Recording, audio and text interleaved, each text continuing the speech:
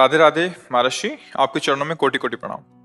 महाराज जी, वैवाहिक जीवन में ब्रह्मचर्य के क्या नियम है? संतान प्राप्ति के सिवा भोग पाप है जैसा सुना है, परंतु धर्म पत्नी नियम पालन में साथ ना दे। महाभारत ग्रंथ में, शास्त्र में जो जिनका पाणी ग्रहण संस्कार हो गया है, जब पत्नी मासिक धर्म से युक्त होकर 7 दिन बाद पवित्र हो जाए, फिर पवित्र तिथियों का त्याग करते हैं, जैसे एकादशी है या पूर्णिमा है या भगवत जन्मोत्सव है, राधाष्टमी, कृष्ण जन्माष्टमी, रामनवमी, नौ दुर्गा आदि, इन पवित्र तिथियों का त्याग करते हुए महीने में एक बार, ऐसा शास्त्र सुन।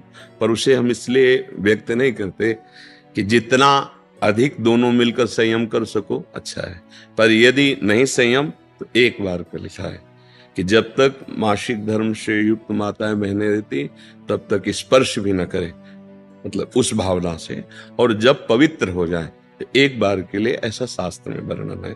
तो वो पवित्र रहेंगे और उस शरीर स्वास्थ्य भी ठीक रहेगा और संतान उत्पत्ति के लिए भी मंगल में माना गया।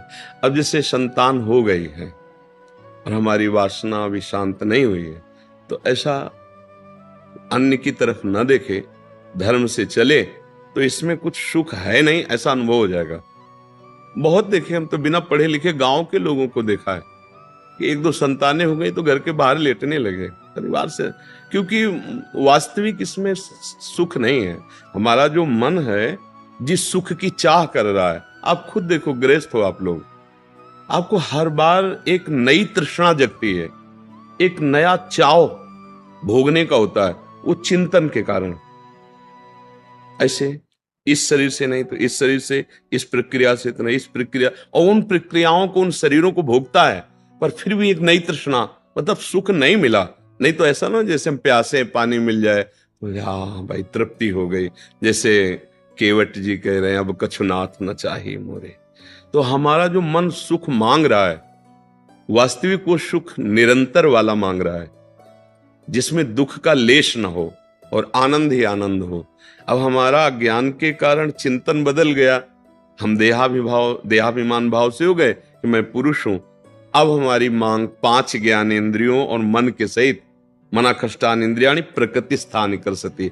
अब वो प्रकृति से सुख चाहने लगा, हर इंद्रिय हमारी प्रकृति भोग में, और इसका नाम भगवान ने गीता में रखा है दुखालयम अशाश्वतम। तो हर भोग का अंतिम परिणाम खाली हाथ, अशांति और भारी भोग तृष्णा। जो जितना भोगता है उतने कामी होता जाता है। जैसे आग में घी डालते रहो तो बढ़ेगी ना, ऐसे भोग तृष्णा है। तो अपनी भोग तृष्णा हम पूरी त्याग नहीं सकते, इसलिए हमारे को प्रवृत्ति मार्ग मिला है, गृहस्थ धर्म, पाणी ग्रहण संस्कार, धर्म पूर्वक पत्नी को स्वीकार करके दोनों एक दूसरे की मनोवृत्तियों को मिलान करें, धर्मयुक्त, अर्थात एक दूसरे से प्रेम बनाए हुए आजीवन, अन्य दूसरे का कैसी भाव से। तो जितना अधर्माचरण होगा उतनी वासना बढ़ती चली जाएगी, और जितना धर्माचरण होगा तो धर्म के प्रभाव से वासना शांत होती चली जाएगी।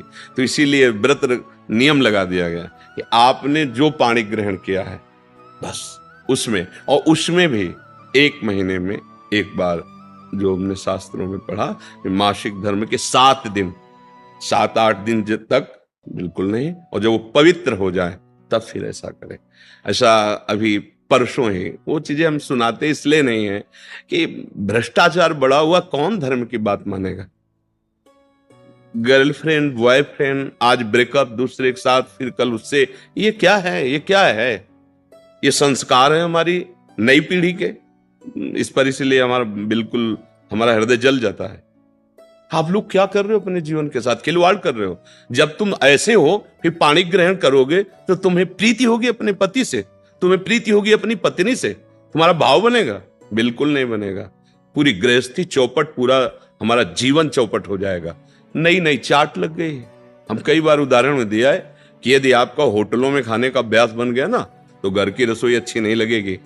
ध्यान रखना, अगर एक पत्नी से चलोगे व्रत लेकर धर्म से, एक सीमा, और धर्म की पूर्ति के लिए संतान उत्पत्ति क्रिया, और बाद में निवृत्त होकर भगवान को प्राप्त करना। अगर आप व्यभिचार करेंगे तो इतनी आसक्ति बढ़ जाएगी, अब आप लोगों को क्या बताना है।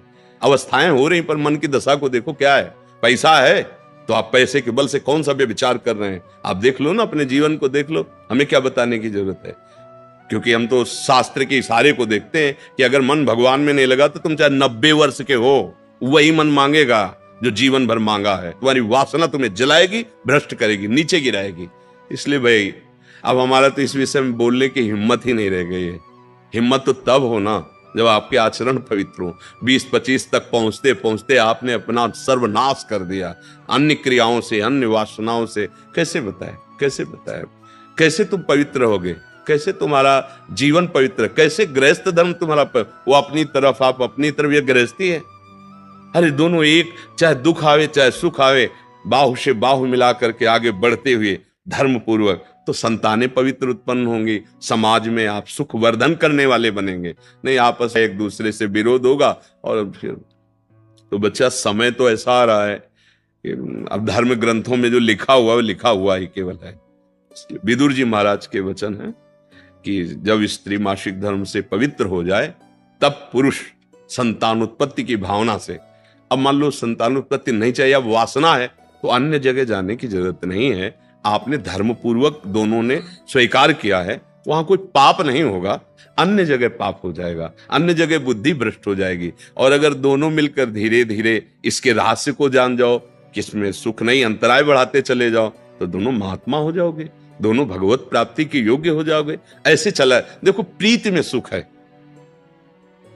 प्रीति में सुख है। वास्तविक देखो, जब आपको किसी से प्रेम हो जाता है वास्तविक, वो काम चीज अलग है, चेष्टा अलग है, काम चेष्टा, काम क्रिया, प्रीति।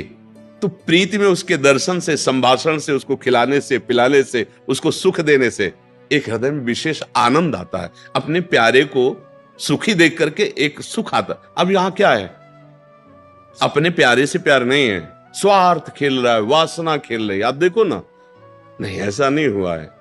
अगर ऐसा भी हुआ है कि पाणी ग्रहण संस्कार हो गया, फिर पति के पैर टूट गए या किसी तरह, तो पूरे जीवन तन मन से वो उसको सहयोग किया है और लोकों पर विजय प्राप्त की, पुण्य लोकों पर विजय प्राप्त। अब क्या आप स्वस्थ हो, आपके पास अगर उनकी मनोकामना पूर्ण करने लायक अर्थ नहीं तो वो आपकी नहीं, वो आपकी मनोकामना के विपरीत हो तो वो आपकी नहीं। ये कोई प्रेम है, ये कोई धर्म है, ये कोई बाजार की वस्तु है।